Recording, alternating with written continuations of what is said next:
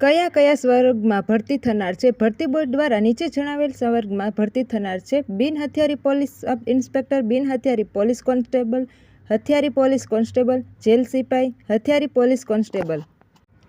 મહિલાની અલગથી ભરતી થનાર છે: ના. મહિલાની સરકારશ્રી દ્વારા અનામતની જોગવાઈ કરેલ હોવાથી ઉપર જણાવેલ સ્વર્ગમાં ભરતી કરવામાં આવશે. લોકરક્ષક ભરતી બોર્ડ દ્વારા કુલ કેટલી જગ્યાઓ ભરવાની થાય છે? જગ્યા ભરશે કુલ 12,472. વધારાની લાયકાત જેવી કે રમતગમત અંગેના સર્ટિફિકેટ, રાષ્ટ્રીય રક્ષા university, national forensic science university certificate, NCC C certificate અને વિધવા સર્ટિફિકેટની લાયકાત કયા દિવસે ગણવાની? તો કે તમે જે દિવસે અરજી કરો છો એ જ દિવસે તમારી મિનિમમ લાયકાત હોય એ દિવસથી અરજી કરવાની રહેશે.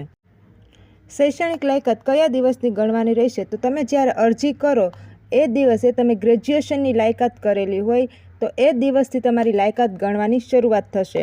દોડની પરીક્ષા ક્યારે આવશે? સંભવિત દોડની પરીક્ષા નવેમ્બર મહિનામાં આવશે.